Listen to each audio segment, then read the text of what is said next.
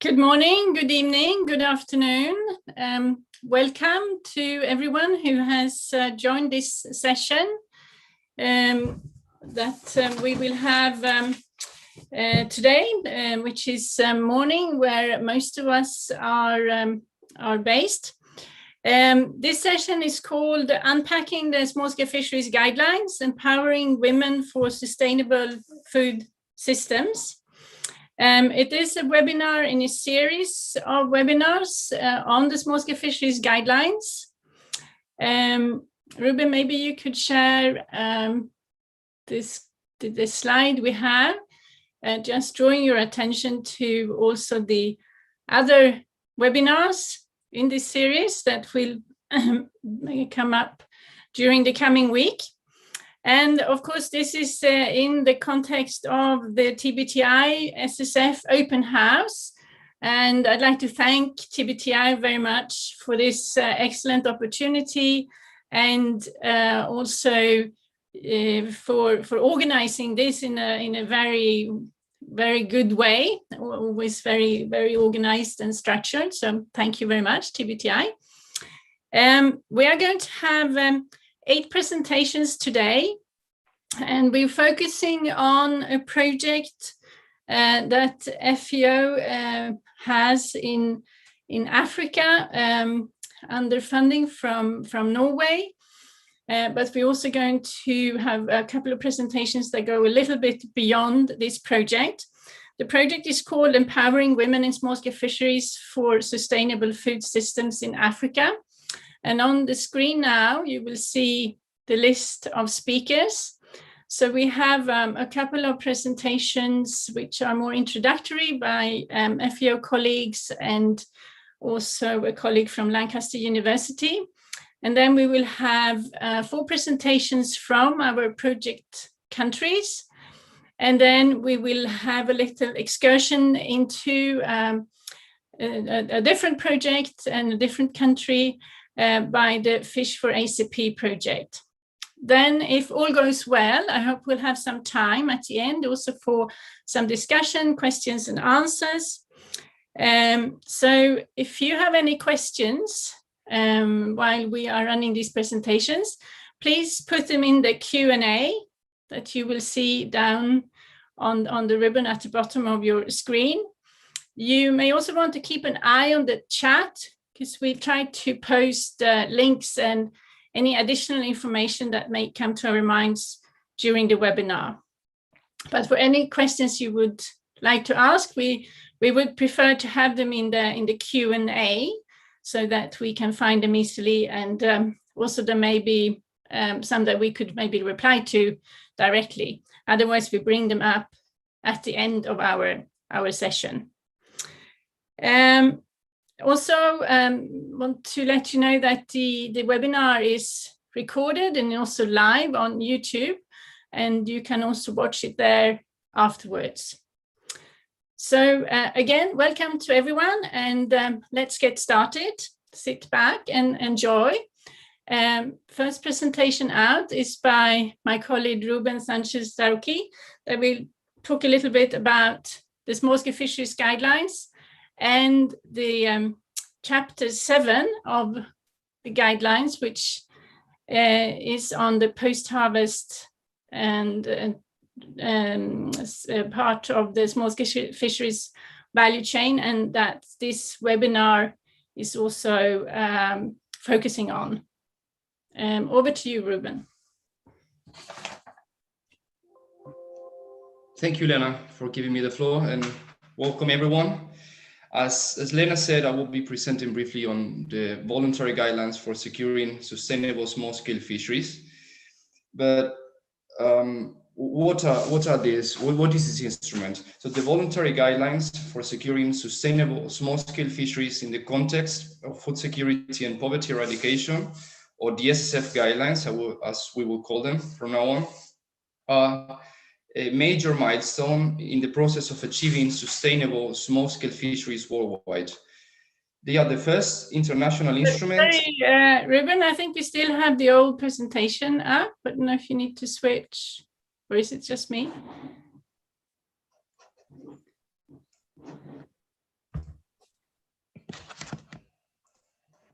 Is it now? That's much better. Thank you. Apologies. So I was saying the SSF guidelines are the first international instrument that is dedicated to the small-scale fisheries sector and to address the particular needs and constraints that are faced by the members of this sector.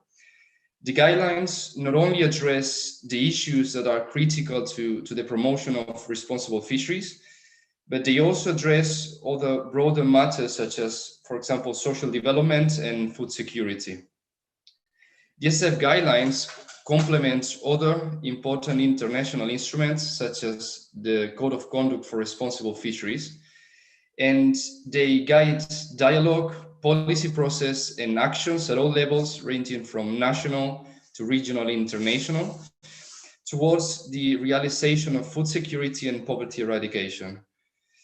It is important to highlight the fact that the guidelines advocate for the inclusion of all relevant stakeholders in relevant decision-making processes, leaving no one left behind, so that the voices of small-scale fishers, fish workers are all heard. This is one of the traits that show how linked the SSF guidelines are with human rights principles. But where do the SSF guidelines come from? The SSF guidelines are the result of a major worldwide bottom-up participatory process that allowed them to really include the needs and concerns of small-scale fishery sectors, as well as address the specific challenges that they face on a daily basis. Small-scale fisheries stakeholders from all continents, over 120 countries, to be more specific, participated in the consultations, and in total, more than 4,000 people participated in them. And by looking at the numbers, this was one of FAO's most participatory process in negotiating an instrument. The SSF guidelines aim at enhancing the contribution of small-scale fisheries to global food security and nutrition. They also promote the sustainable utilization and responsible management of fisheries resources and contribute to the equitable development of small-scale fishing communities. And to do so, it is essential that a human rights-based approach is applied whenever efforts are placed to implement the SSF guidelines, either directly or indirectly. Now, as you can see in the screen, the SSF guidelines address the areas that are of more importance to the sustainability of the small-scale fisheries sector, ranging from tenure and resource management to value chain development and climate change adaptation and disaster risk reduction. As said in the beginning, a great deal of importance is placed also on issues related to social development. But in the context of this webinar, I would like to highlight the fact that the SSF guidelines include a whole chapter that is focused on sustainable value chain development, post-harvest, and trade, as well as one on gender equality. They also include several chapters that focus on creating an enabling environment that can facilitate implementing the SSF guidelines, for instance, through policy coherence and coordination among relevant institutions, providing capacity development as required, and implementing mechanisms for monitoring and implementation.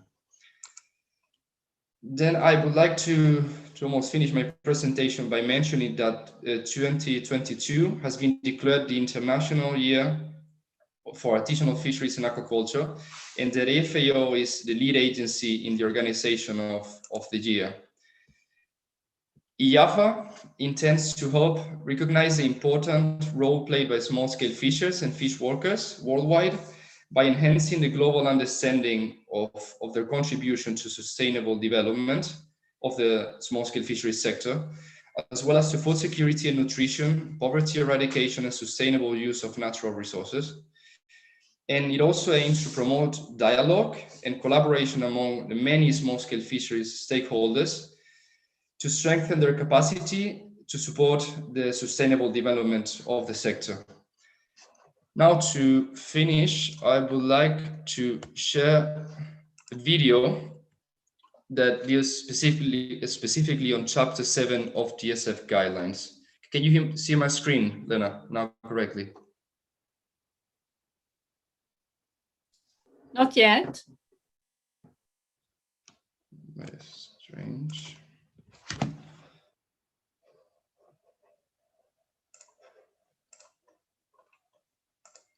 Now something is No. happening. Yes. Okay.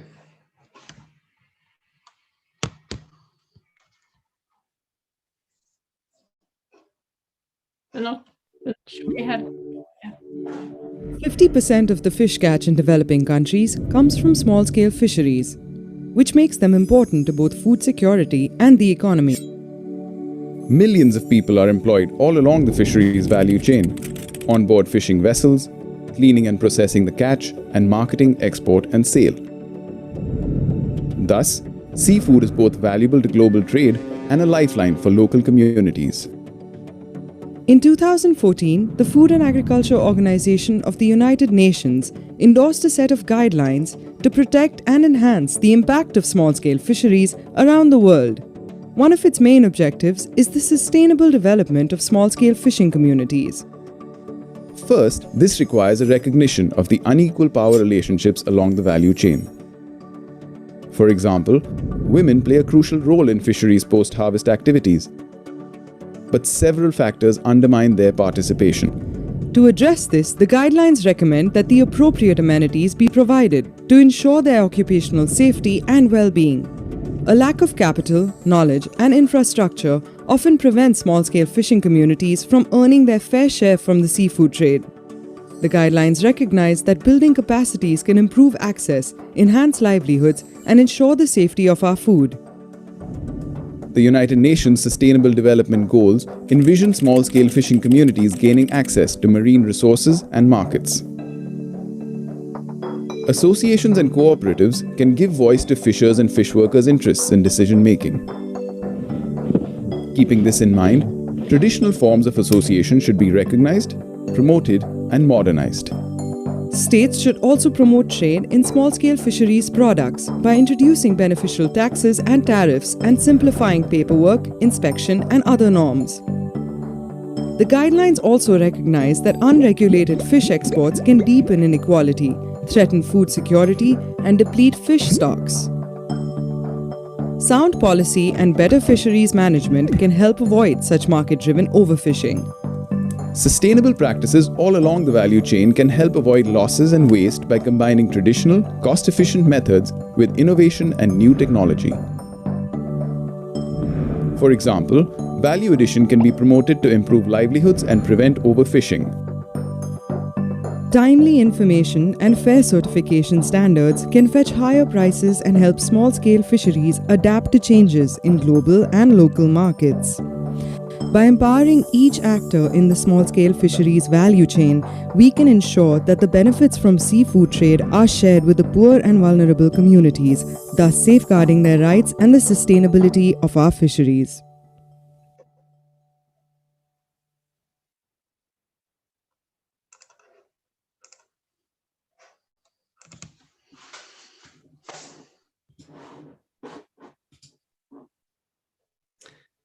Thank you very much, Ruben.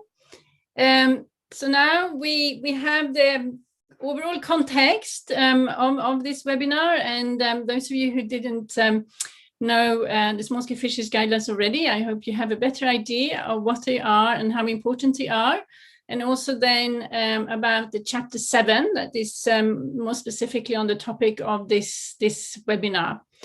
And now we will zoom in a bit more on the project that we are also basing the webinar on, and I will ask Molly to present on the project. The floor is yours, Molly. Okay, I hope everybody can see my screen. I'm trying to get it into full screen mode. I'll give some background on this project that Lena briefly introduced earlier, called Empowering Women in Small-Scale Fisheries for Sustainable Food Systems. So As we've seen in the video as well, marine and inland small-scale fisheries value chains play a crucial role in food security and nutrition, providing income and equitable development and sustainable resource use. And women predominate the post-harvest sector and play a key role in ensuring that their families and consumers have access to food. However, as we saw, SSF women stakeholders may face obstacles and often don't have the same rights as men. The FAO NORAD funded project Empowering Women in Small-Scale Fisheries for Sustainable Food Systems started last year, and in order to support small-scale fishers and fish workers with a special focus on women in the post-harvest sector. We began last year in 5 countries highlighted in blue, including Ghana, Malawi, Uganda, Tanzania, and Sierra Leone, and we'll be expanding into an additional 5 countries in the coming years, including Madagascar, Namibia, Indonesia, Timor-Leste, and the Philippines. The project objective is aligned with the overall objectives of the Norwegian government's action plan on sustainable food systems in the context of the Norwegian foreign development policy, food, people, and the environment, and also looking at the importance of food security and nutrition as a core mandate of the FAO. So if for those not familiar with food systems encompass all aspects of and activities related to food production, processing and distribution, and the sale and consumption of food, as well as the socioeconomic and environmental impacts. The rationale of the project, this is, sorry, a lot of text, but I'll highlight that we're working on small-scale fisheries value chains, both in marine and inland waters, and how they play an important role in food security and nutrition, and providing an opportunity for poverty eradication and equitable resource use. A quarter of the population in sub-Saharan Africa is malnourished, highlighting the importance of a well-functioning post-harvest sector and its fundamental role in a sustainable food system. In order for the post-harvest sector to play this fundamental role, we need to reduce post-harvest loss and increase value and ensure safety of nutritious food products and that they reach the consumer. Lastly, we're working with women as they predominate the post-harvest sector and play a key role in ensuring that their families and consumers more broadly have access to food. So the project focus is, I divided here into 3 different areas, looking at improving knowledge and knowledge generated and applied with regard to importance of sustainable small fisheries value chains and of fish for livelihoods in food security and nutrition. Also, we'll be working on strengthening small-scale fisheries organizations through collaboration and experience sharing, improving participation and representation in decision-making processes, particularly for women. And the third point here is looking at responsible and climate smart practices, as well as better working conditions in small-scale fisheries, in particular in the post-harvest sector. So here I'm just going to give a quick overview of a couple of the activities that we're doing at a regional level across the 5 countries. And some of my colleagues will be giving more details at the national level from some of the country experiences.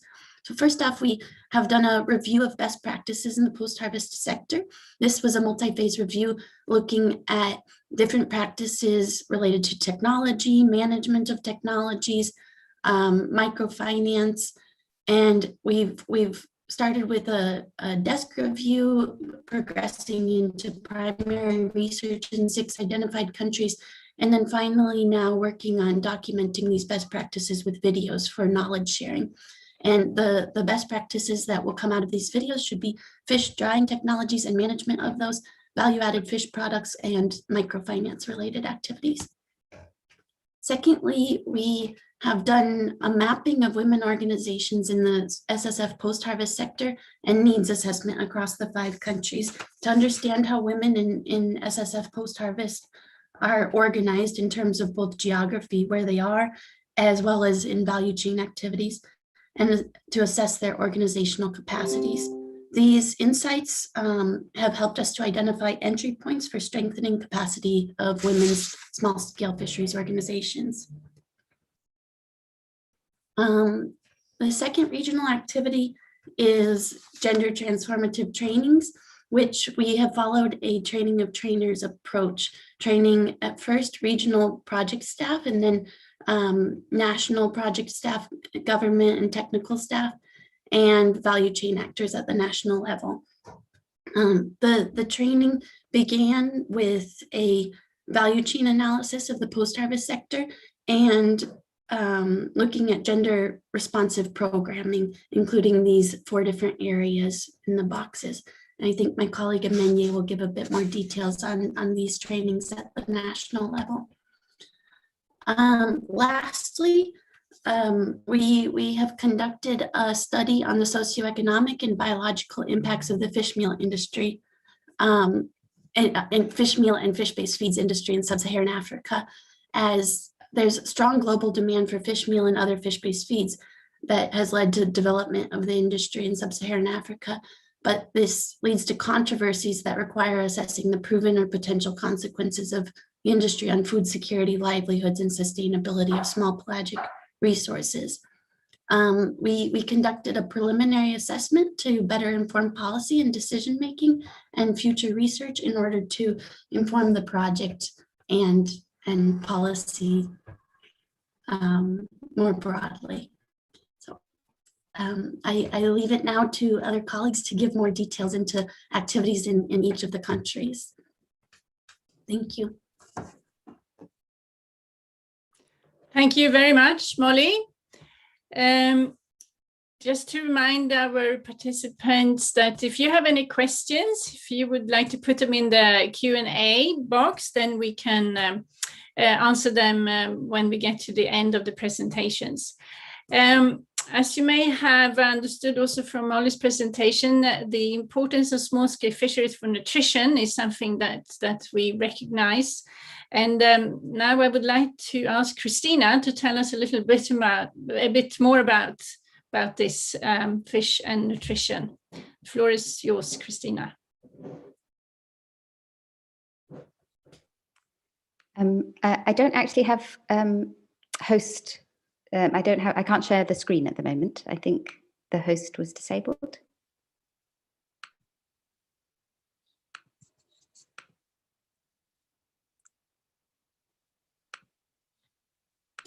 Okay, it should be okay now. It's fine now, yeah. Thank you very much. Thank you very much, Lena. Yes, as Lena has said, I'll be talking today about the importance of fish and small-scale fisheries in particular for nutrition. As many of you are maybe aware, fish are very rich in a large number of vitamins, minerals, and micronutrients, as well as essential fatty acids, all of which are essential for physical and mental development. And many of the benefits of these nutrients are particularly important for women at critical life stages. So, for example, essential fatty acids help prevent preeclampsia. A range of vitamins, B12, D, and A, that are rich in fish are essential for pregnancy, help prevent low birth weights, and are essential for childhood survival. And some of the minerals, including iron, iodine, zinc, and calcium, which are rich in these fish, are essential, help prevent stillbirth, helps increase maternal survival rate, and again, prevent preeclampsia and preterm delivery. So we know that fish are really rich in a full range of nutrients that our bodies need and vital in tiny quantities at particular life stages. We also know that there are very high rates of inadequate supplies of these nutrients. So one statistic that has been quoted often is that 2 billion people suffer from a chronic deficiency of micronutrients, which is associated with large numbers of children being stunted and wasted. More recently this year, White and Beale have looked into the specific nutrient gaps in parts of East and Southern Africa and South Asia. And they found that these key nutrients, iron, zinc, vitamin A, B12, that are found in fish are lacking in diets, particularly for children between the age of 6 months and 23 months. But we consume a very large number of different species. So over 2,000 species are regularly reported. So we turned to the literature to establish how much information is known about nutrient values in fish currently. On the left-hand side, you can see the data from marine, and on the right-hand side from freshwater. And so we did this with a number of colleagues.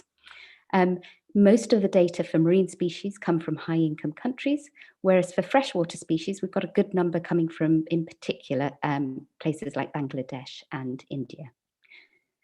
Now, we can use this information, as it only covers a limited number of species, to establish what is it that determines the quantities of these key nutrients in fish, and see if we can use this to fill the key gaps. We developed a model, a Bayesian model, which I'll show you in a minute, drawing on the assumption that things like diet, thermal regime, and energetic demand are likely to influence the concentration of these key nutrients in fish. So we collected data from FishBase on these three categories and developed these predictive models for the key nutrients of public health interest. And what we found was that species that were found in a tropical thermal regimes and species that tended to be smaller in size had higher concentrations of calcium, zinc, iron, and vitamin A. Whereas species that fed on a pelagic feeding pathway and that were found in colder areas tended to have higher concentrations of these omega-3 fatty acids. And when it came to protein, although trophic level did influence the amount of the concentration of protein in fish, the variation was quite small. So when it comes to protein, a fish is a fish, but when it comes to the other nutrients, there's a lot of variation across the different species of fish. Now we can use this information on the concentration on the over 2,000 different species of fish that we are regularly caught and regularly consumed to establish how many nutrients are we pulling out of the waters every year. This graph here is just for marine waters and for countries' EEZs. And this is looking at calcium. So on the left-hand side, you can see that there are really high concentrations of calcium in catches, in particular around the tropics. And these are areas where gaps or inadequate calcium intake is quite prevalent in people's diets. So we can scale the concentration by the total catch and compare it to these prevalence of inadequate intakes. And I'm going to show you this on the right-hand side. And what we see is that there's a large number of countries in the top half of the plot. The black line across the middle is the amount of calcium that needs to be caught in order to plug the nutrient gaps of children under 5 years. And what we find is actually there's a large number of countries in the top right-hand corner, such as Namibia and Kiribati, where sufficient quantities of calcium are being fished out of the waters, more than enough to close current gaps, but calcium intake still remains inadequate in these countries.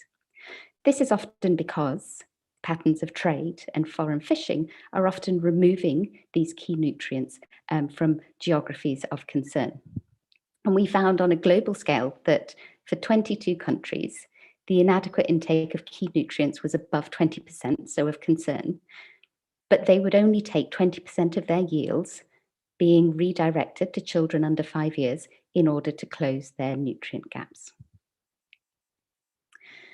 So coming back to the data by Wheel and White, identifying the specific nutrient gaps in diets in East and Southern Africa, they also had a look at, well, if we take a look at the local food groups, the foods that are commonly consumed in these different countries in Southern Africa and South Asia, how much of local foods need to be consumed in order to meet the dietary requirements, a third of the dietary requirements of those children in that key age group, under 23 months in this instance. And what they found is they found that small dried fish was one of the densest sources of these key nutrients. So it would only take 6 grams of the small dried fish that are commonly bought and consumed in these geographies to provide a third of the dietary requirements across these 6 key nutrients that are commonly lacking in people's diets, highlighting the real important potential of small dried fish for closing nutrient gaps in these geographies of concern. So these are things like your small pelagic species, your sardinella, and particularly in West Africa. In the second tier was small fresh fish or tinned fish. So you take 32 grams to meet your dietary needs.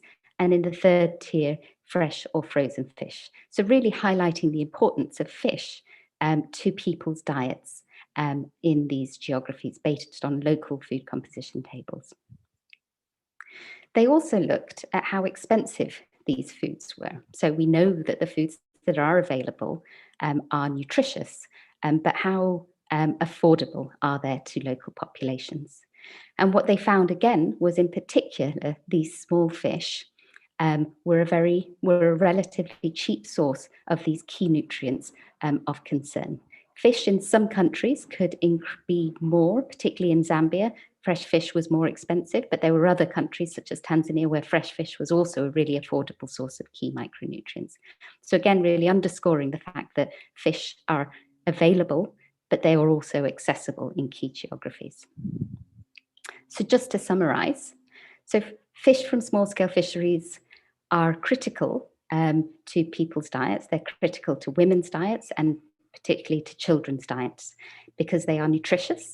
So fish are a really rich source of key micronutrients that are lacking in diets, including iron, zinc, calcium, vitamin A, B12, and iodine. And these nutrients are essential to physical and mental development, but are commonly lacking. They're also available. Fisheries currently provide an adequate supply of these nutrients, but patterns of trade and foreign fishing often mean that they're not reaching those most in need. So attention needs to be paid to these power dynamics across the value chain and how they may distort access to fish for those most who would most benefit from them. And finally, small fish in particular in Southern Africa and South Asia and Eastern Africa are an affordable source of nutrient-dense foods. Just like to say thank you and acknowledge a large number of collaborators in this work. Thank you very much.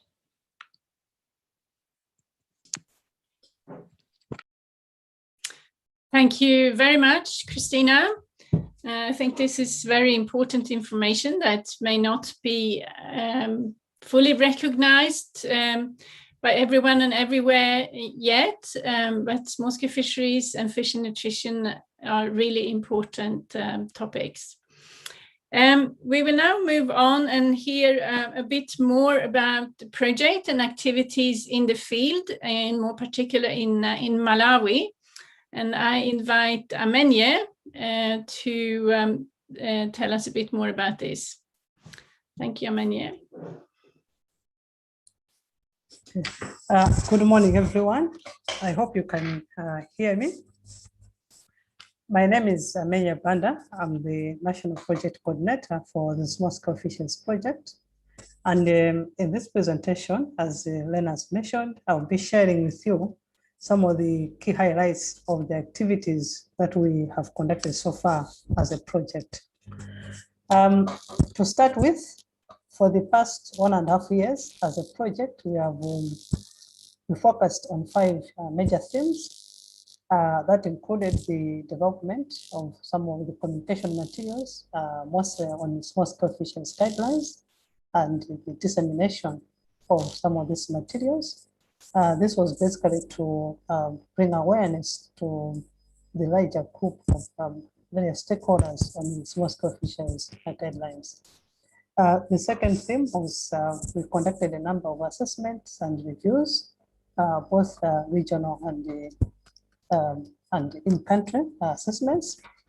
The other area where we focused more was to provide organizational strengthening, mostly based on the capacity building with small-scale fisheries organizations.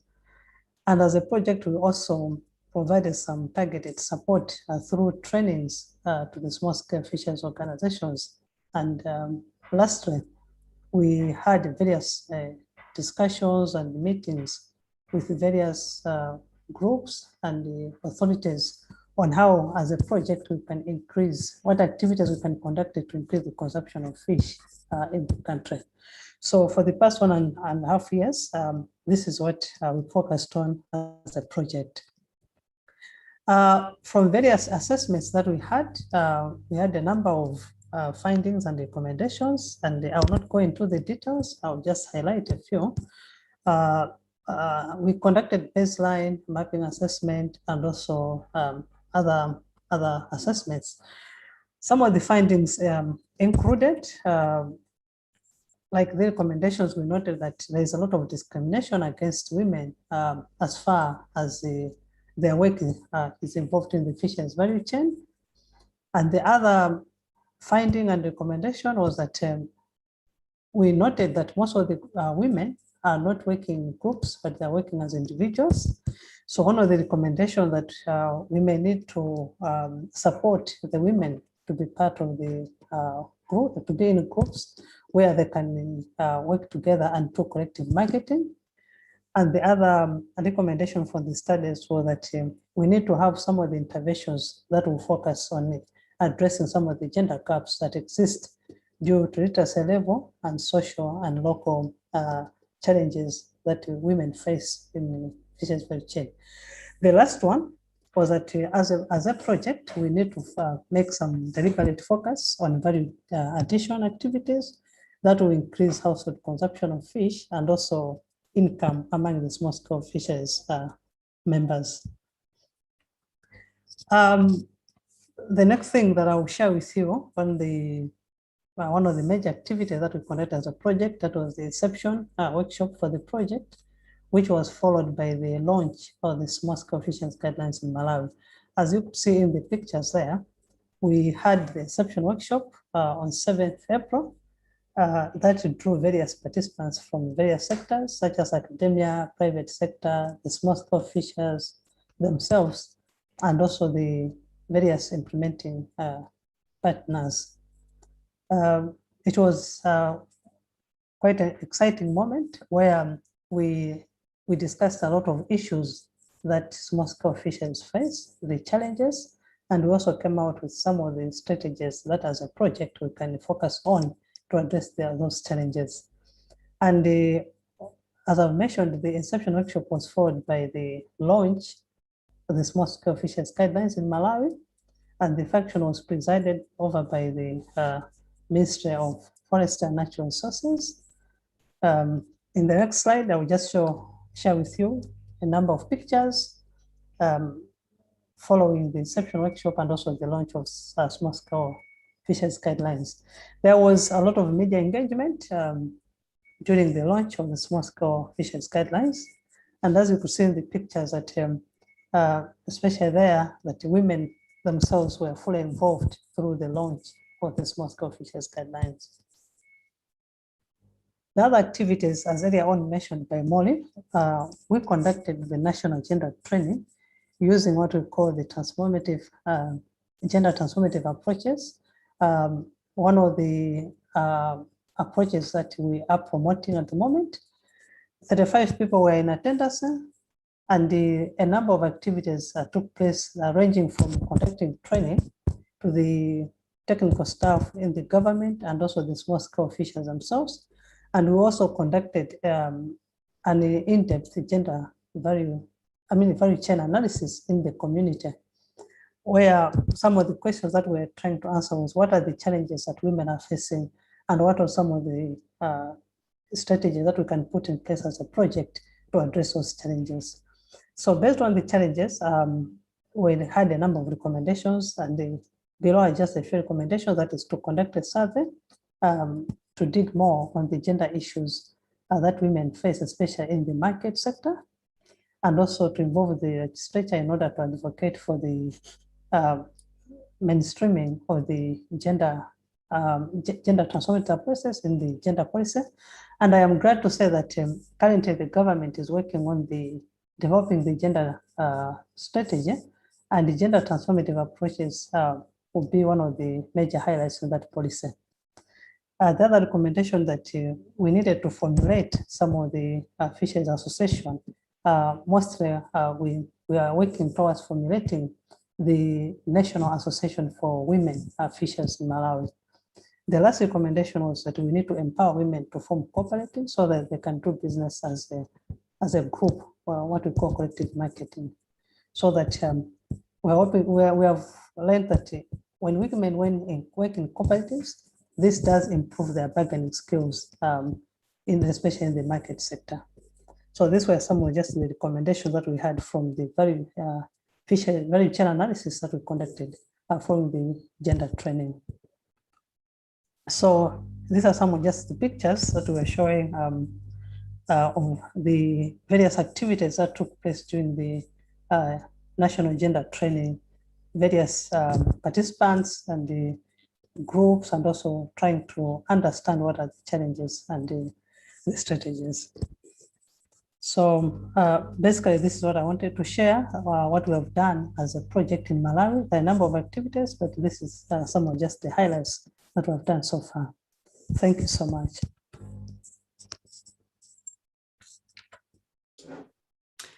Thank you very much, Amenye, and thank you for all your good work on the project and in Malawi. We will now move on to another country, to Tanzania. And I'm inviting Lillian from the Ministry of Livestock and Fisheries to tell us a bit about what is happening in Tanzania.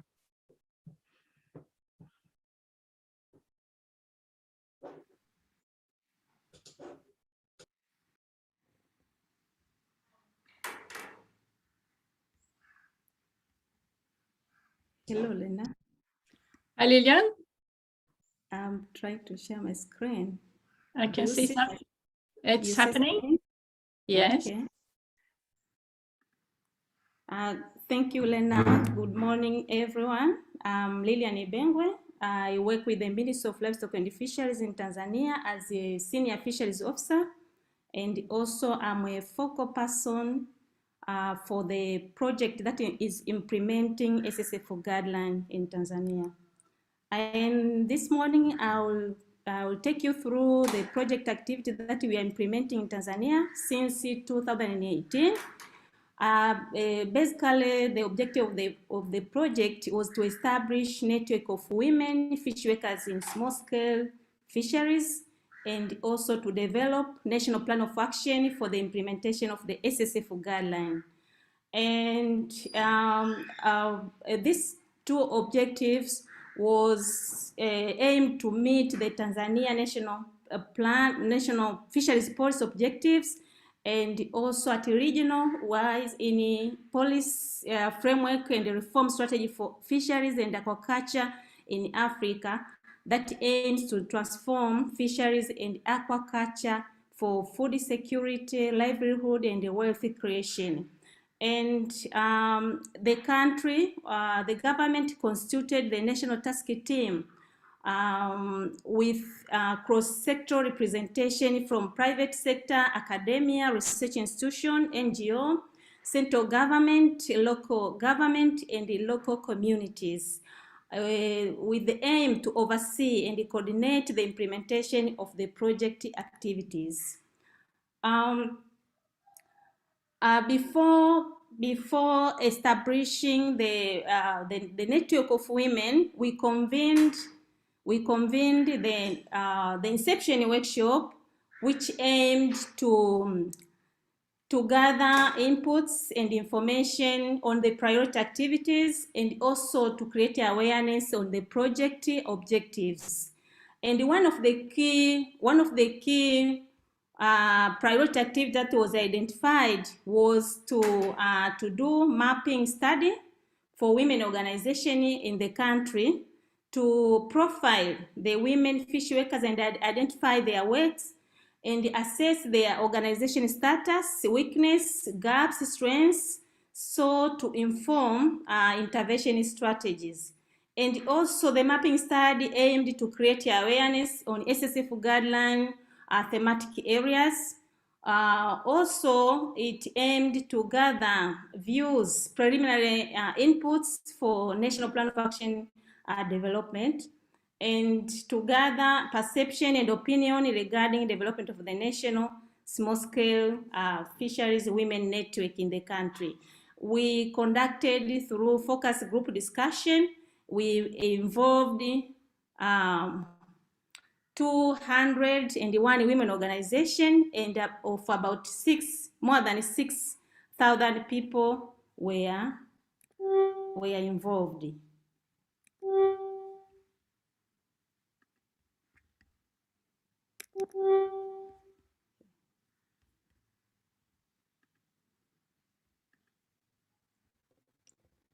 Okay. As you can see from the map, we had 19 administrative districts covering the fisheries water bodies, Lake Victoria, Lake Tanganyika, and marine and the small water bodies in our country.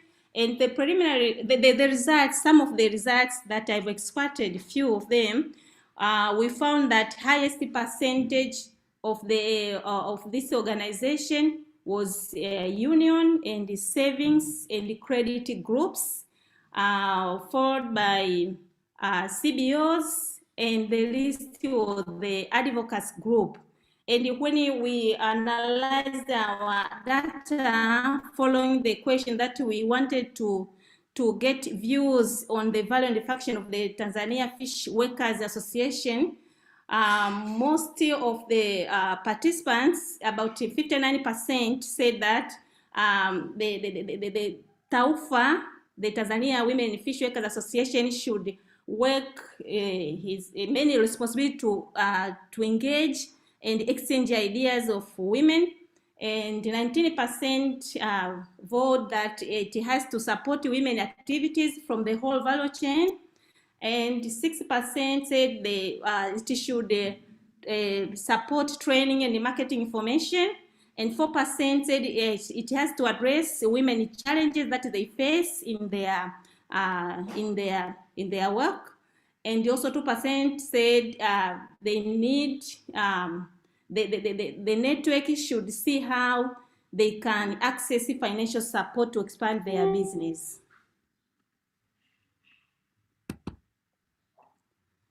So from the mapping study, we were able to profile these women and came up with a total number and identify the leaders.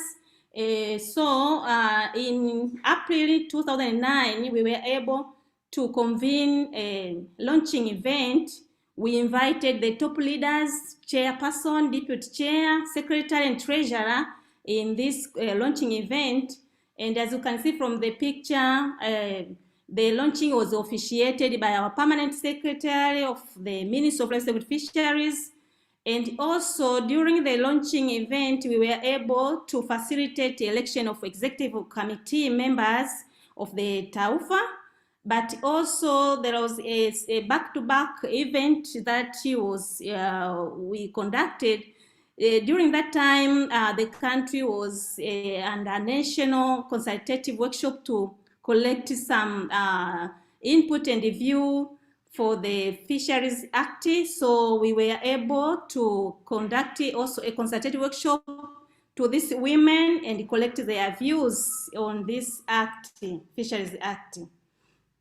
So some of the activities that they have been undertaken, the TAWFA committee were able to participate in the first General Assembly of African Women Fish Network in 2019.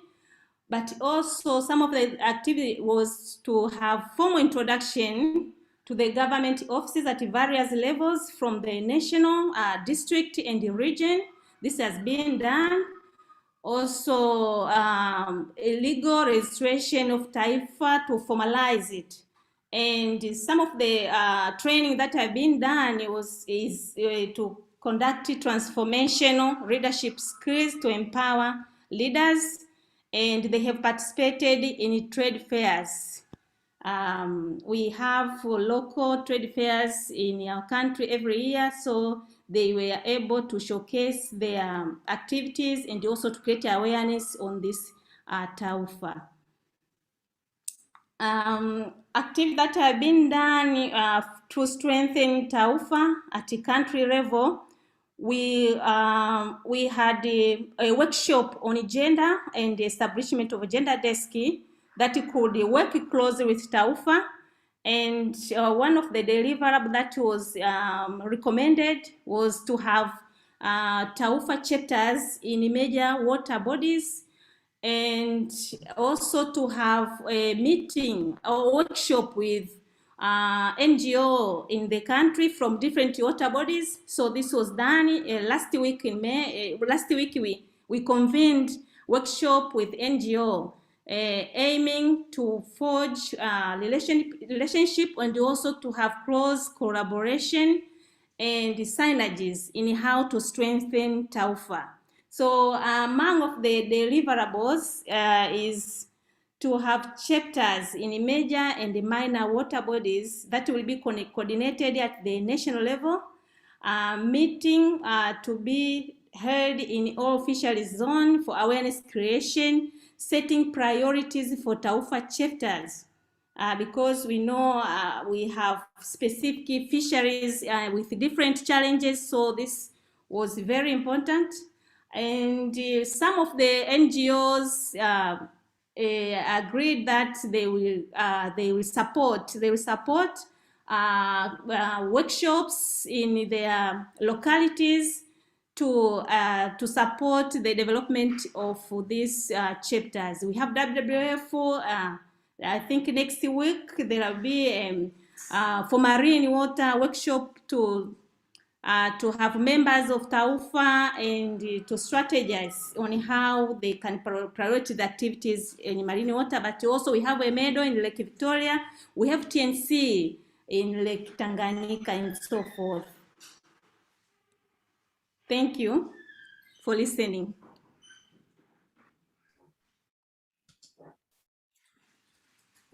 Thank you very much, Lilian, for this interesting presentation on the role of women and how one can support them to have a better voice in decision making.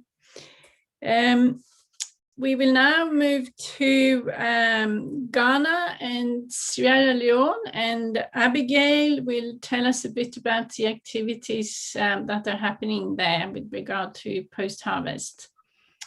Over to you, Abigail, please. Thank you, Lena. Good morning, colleagues. My name is Abigail Kanyi, and I am the National Project Coordinator for the SSF project in Ghana.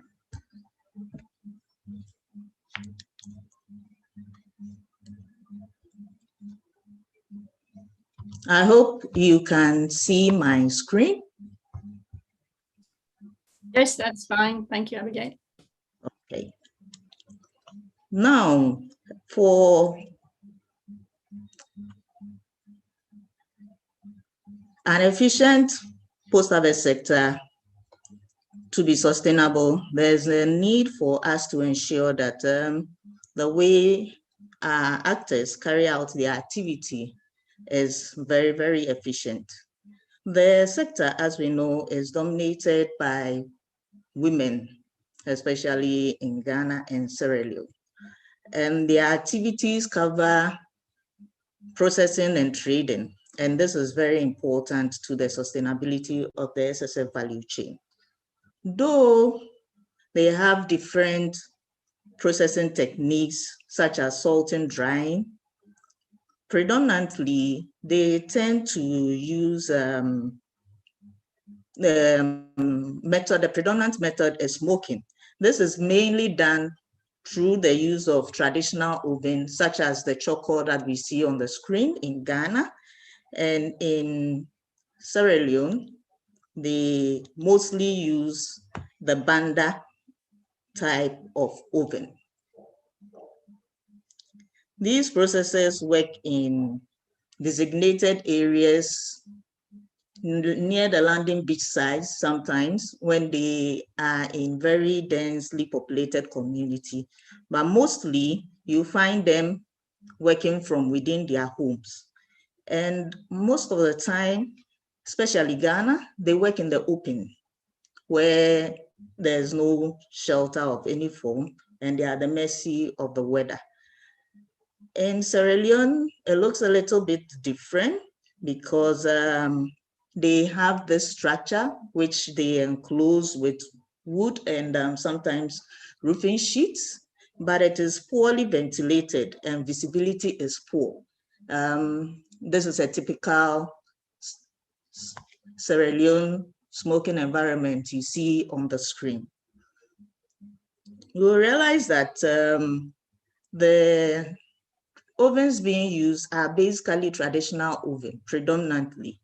Despite the benefits that is attributed to improved ovens like the FAO to fish processing technology, adaptation is still very, very low.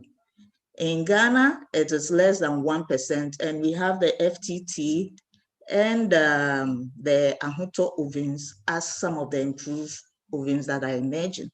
In Sierra Leone, they have just some few very, very negligible improved oven available. These raise concern on issues such as environmental pollution when it comes to deforestation, especially as large quantity of wood fuel is used. There are also health concerns on the processes themselves, food safety issues, and fire disaster sometimes. Therefore, these things affect the efficiency of the value chain, and there is a need for us to look at how best to upgrade the technology being used for post-harvest activity. Women are faced with peculiar constraints, that's gender-based constraints that normally prevents them from participating efficiently in the SSF value chain. They have limited control and access when it comes to resources, such as social, fiscal, economic, and natural resources. This coupled with the aging population among processors and their low educational background makes them very risk adverse and skeptical when it comes to embracing new technologies such as the improved ovens I've mentioned, and even new packaging method and new ways of selling such as online marketing. Due to this and other factors, they have limited information on available technology and encounter financial and land tenure constraints when it comes to asset acquisition. Also, these technologies are not sensitive to their peculiar needs or conditions at times when it is being marketed or it is being disseminated. Currently, the markets that they take their fish are traditional markets like what we see on the screen, where there's absence of consumer awareness when it comes to quality of product from improved oven, and therefore the products on the market, be it improved or otherwise, do not attract premium pricing. All things being equal, we are of the view that if there is a differentiated product which consumer can identify with as product from improved oven with better pricing and higher returns, they may be more incentivized to switch, like my mama here, from using improved ovens such as the FTT, the Choco, and what have you. Now we go to Ghana specific. Under the FAO SSF umbrella programs, Ghana has been supported in implementing the guidelines, especially when it comes to empowering women involved in small-scale fisheries, looking at the post-harvest sector and trade. Women in Germany have received some assistance by building this facility we see here. This was because these traders or processors in Germany lost their communal processing access to flooding of the Volta Basin somewhere in 2012. Therefore, The building was constructed, which is a very modern building, and it was fitted with the best technology, that is the FTT oven. And this has empowered them to now access markets beyond Ghana. They actually process for exporters, and some of them have direct contact to export outside the country.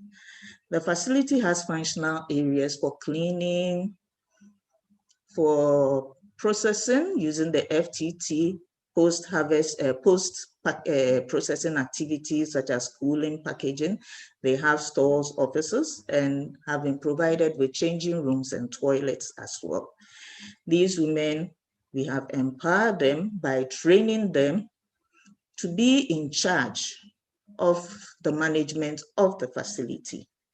And as you see in the picture, this was when the building was commissioned or handed over to the women. When we leave the group arena, we also realize that in Ghana, though most processors seem to, not the same, but they are members of groups, they seldom work or carry out economic activity as a group. Therefore, there was also the need to look at how best some of these individuals who are interested in also acquiring the technology also get some. So the approach was they are to also make some commitment in terms of providing the materials, that is the bricks and then cement, and labor in terms of a mason or a bricklayer who will be trained by FAO. And subsequently, FAO provided the metallic parts and provided training and technical support and installed this kind of FTT oven you see on the screen. Thus, we can say that with this two approach, we've seen an upscale of interest among processors, be it groups or individuals, because we've received applications from them inquiring on how to get the technology or to receive support to acquire the FTT oven or work in an improved environment. Then we look at the Sierra Leonean environment. FAO is also supporting in the implementation of the SSF guidelines. And as a part of the intervention, the project is in the process of building a community facility for the women in an island called Yeliboya. The women of this island, as you see them, are very vibrant, but had their processing areas destroyed by flooding. And as it's an island, either it was flooding or the land was submerging under the sea. Therefore, they were identified to be supported. Stakeholder consultation were held with these women to find out what their specific needs, and also with the community for them to have an idea what was going to happen. And then our village chief here was consulted to allocate land for the project. In our communities, most of the time, availability of land is an issue because women do not have direct access to land. So based on the various consultation we had with the women, as you see, we were showing them the various design styles of FTT buildings.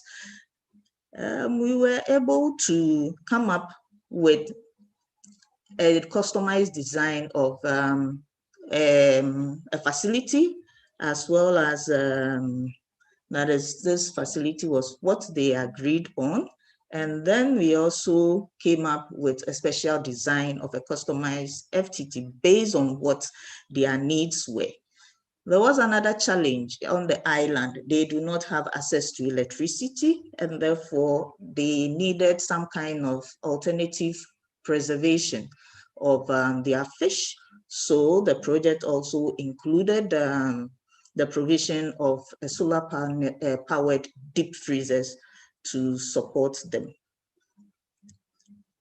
As all the processes were ongoing, unfortunately, on February 15th this year, disaster struck once again, and this vibrant community you see filled with people was reduced to rubble due to a fire outbreak. Lives and property were lost. However, we are still looking at how to continue with what we are doing by supporting them to get back on their feet. So on a lighter note, I'd like to conclude that though adoption is low, the FTT ovens or improved ovens have the potential to transform and modernize fish processing such that we can reduce post-harvest losses and also produce high-quality products for the market. Also, looking at the profile of our beneficiaries or processors in general, it will take some time for them to adopt this new technology. However, we will continue to seek a change. That is, the change we want is for our processors to be empowered and traders as well to transform their operations from these harsh conditions we see in the picture, working in the open, where rewards are low, to a much better condition, decent condition, where they can work with equitable access and control over their productive resources and other resources such as land, capital, and technology, so that the SSF value chain can work better and the small-scale fisheries can be sustainably managed to reduce poverty and also improve food security and nutrition. I would like to thank you for your attention.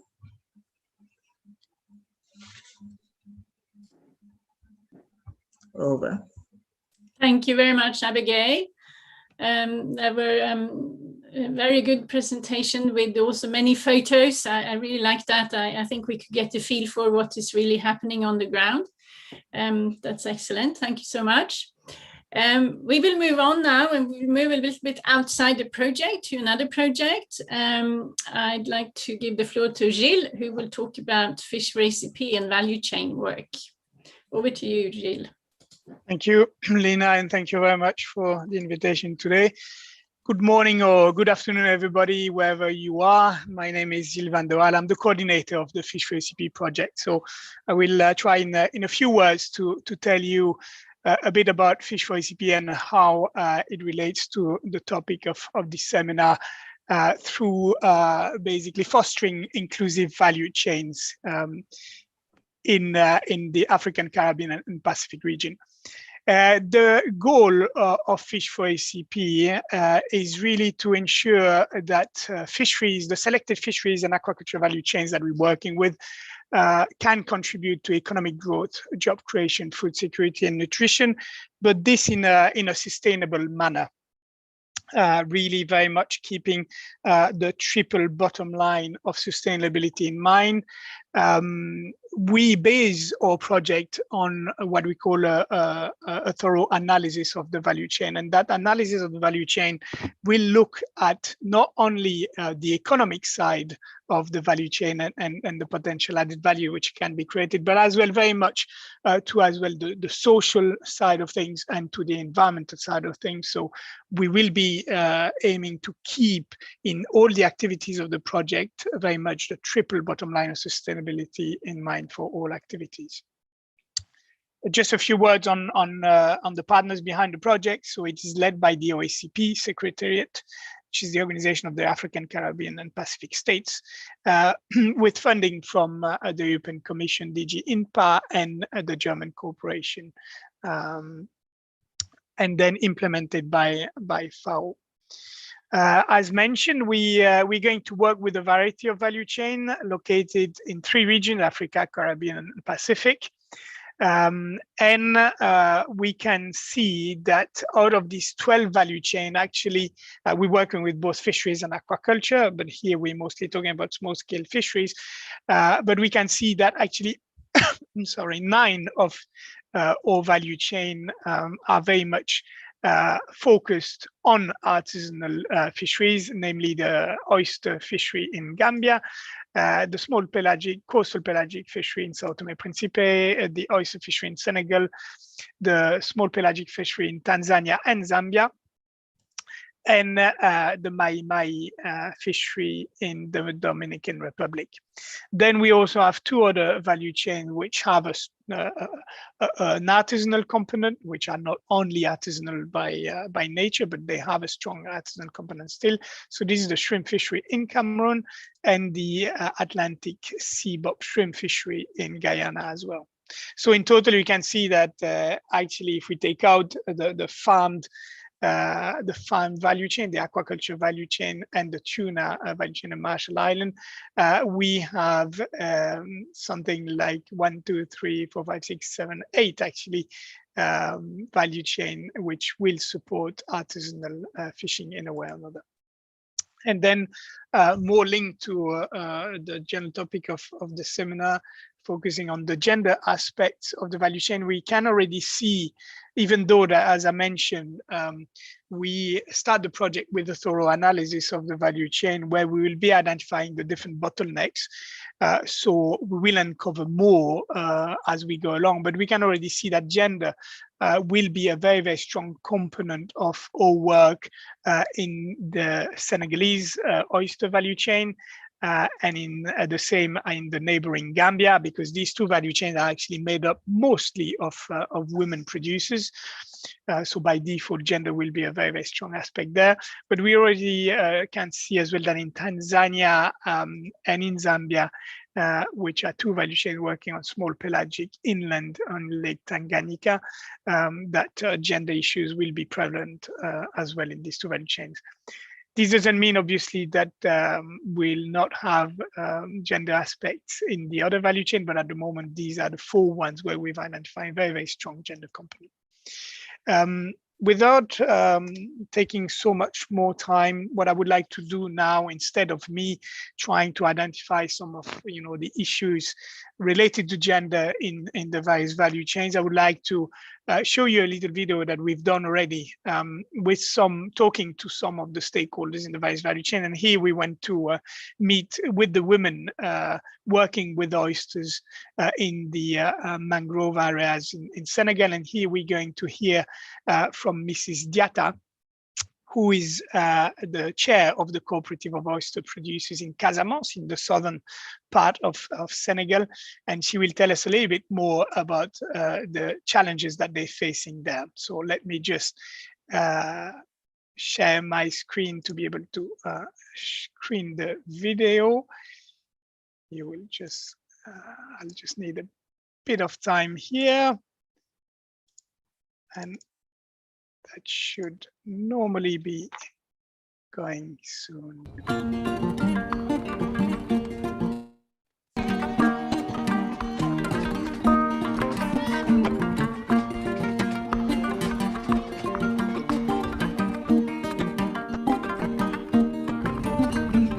Nous nous sommes rendus compte en tant que femmes rurales, en tant que filles des mamans qui pratiquaient l'activité, on a vu que les huîtres là aujourd'hui ont tendance à disparaître et la mangrove est en train de mourir. C'est avec les racines de la mangrove là qu'on coupe pour avoir les huîtres. Et cette mangrove là qui nous permettait d'avoir le poisson. L'idée est venue automatiquement qu'il faut régénérer la mangrove là. On a jugé nécessaire de créer ces activités alternatives avec nos partenaires qui est l'ANA et le service des pêches et aussi les eaux et forêts dans le cadre de la régénération de la mangrove pour installer ces guirlandes de captage, avoir des huîtres en attendant que la mangrove là qu'on a plantée se régénère.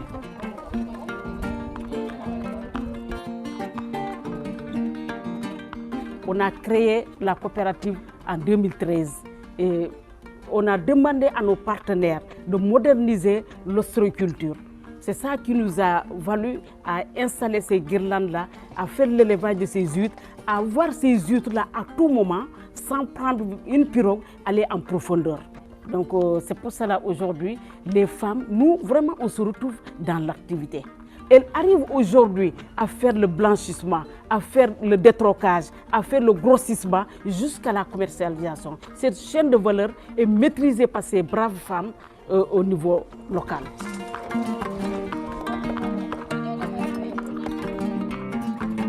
Oui, tout au début, c'était difficile.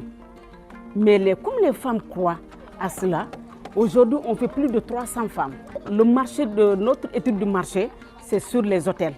Donc, toute l'étude du marché, c'est fait au niveau même local, avant au niveau national. Mais la pandémie là est venue tout chambouler. Quand tu veux vendre l'huître crue, ça cause problème à l'heure actuelle. Mais elles font que griller et vendre au passage les gens qui voudraient acheter. Oui. Donc ça crée beaucoup d'impact avec cette pandémie. Les opportunités, c'est la formation de ces femmes. Donc la formation sur l'hygiène, la formation en gestion, en marketing, tout ça est nécessaire.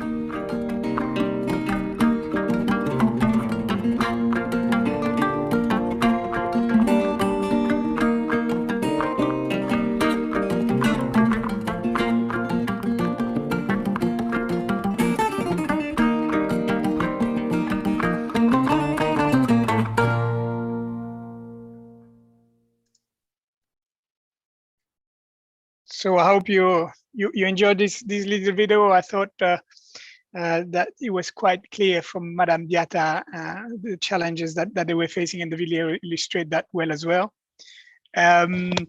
Basically, yeah, they will need quite a bit of training to be able to bring their value chain to another level, and as well trying to basically integrate the hold on, because yeah, sorry, that was another video playing in the background. Trying to really integrate, if you want, the farming side of things with as well the current operation, which can help reduce their vulnerability moving forward. So there will be much more to come, obviously, for the project in the years to come, and we're looking forward as well to work with the existing initiative which have been presented here today, because I think there's a lot of possibilities of cross-sharing between the different projects. So thank you very much, and happy to answer any question you might have later on.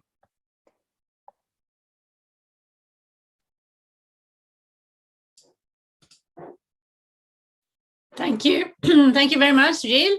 Yes, indeed, there are many things happening, and I think generally we do try to learn from one another, but this is maybe an area where we could do even more to make sure that what we learn in one country, in one area, can also be beneficial to other countries and other areas.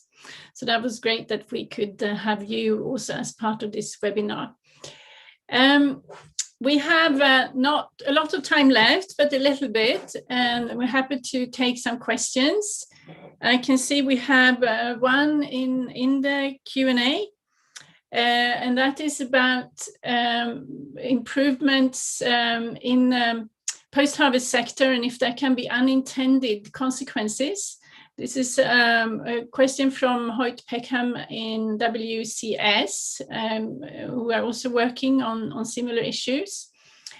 So he's saying, it's quite a long question, but I summarize a bit his the actual questions in the end. That he would like to hear more about how potential unintended consequences of value additions and other post-harvest improvements can be mitigated, and if this is something we have thought about in our project. And I think several of our panelists could talk to this. Maybe I could ask Molly to have a first go, and then perhaps Ameni or Abigail could add something. I'm sure you can also see the question in the Q&A. Molly? Yeah, this is a really good question. Our project is focusing, and I briefly mentioned the gender transformative approach and trainings that were done at the regional level, and Ameni went into more detail on this. in her national or her presentation about the national activities in Malawi. And this approach, in this approach, we were trying to understand where women are involved in value chain activities, and then also looking at, so to try to understand better where their current roles are, and then in upgrading if there's any displacement of women or marginalized people due to different value chain activities. And maybe Amenye or Abigail, our national project coordinators, would want to add to that. And the other point is there's beyond the issues that you noted, we also, in terms of value addition, we know this can lead to that products can be more expensive, and also increased time burden for women who are involved in producing these products. And so in the needs assessment of women's organizations, we're trying to better understand entry points for strengthening their capacity and targeting some of these improvements for some of these issues. I don't know if Amenye or Abigail maybe want to add to that response. Yes, good morning, everyone. Yes, I want to agree that women are facing quite a number of challenges as they play their role along the post-harvest sector, in the fisheries sector, I mean. As a project, I think, as I mentioned earlier on, there are a number of things that we try to identify as the strategies we can mitigate some of these consequences. And one of them was that it is proved that women, when they work in groups, it helps them, it gives them a voice. It increases their bargaining power when it comes to issues of marketing, because some of the issues that women face are mostly related to marketing their products in the markets where there is a lot of competition.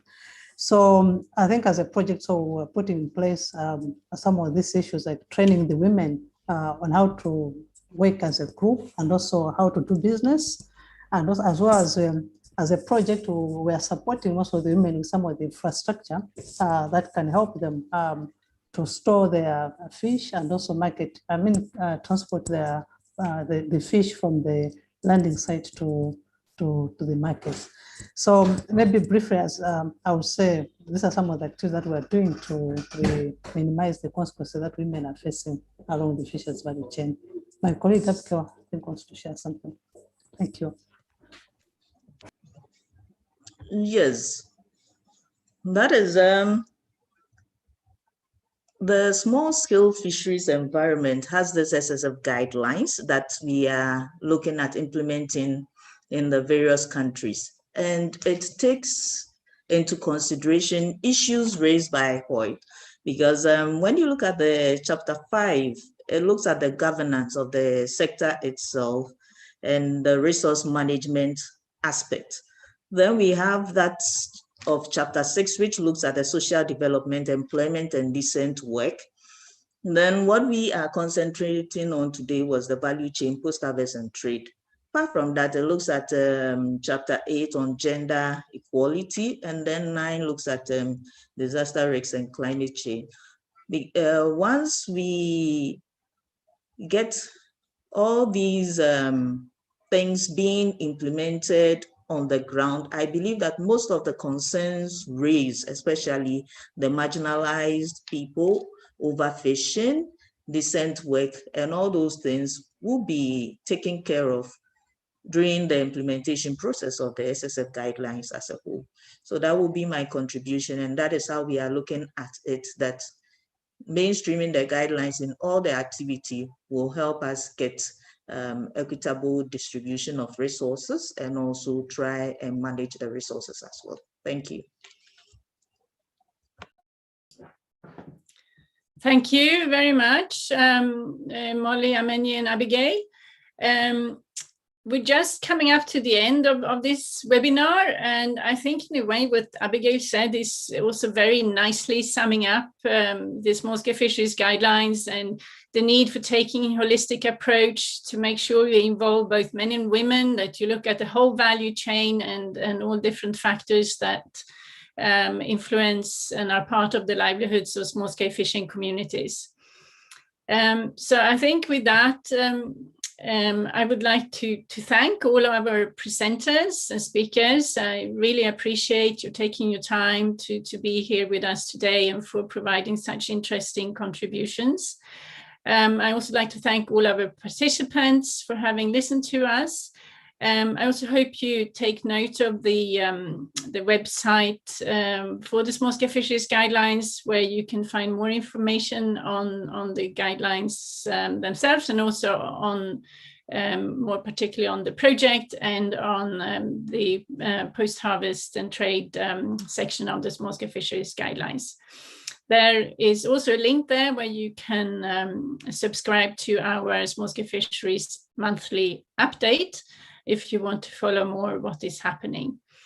And lastly, I also want to remind us all about the International Year of Artisanal Fisheries and Aquaculture next year.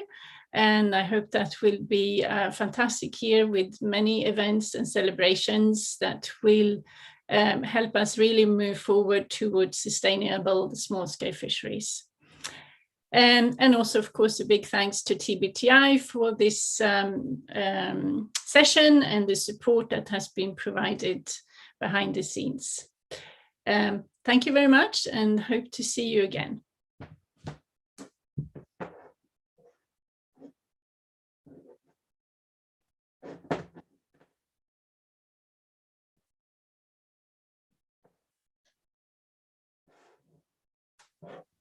Bye, everybody. Have a very nice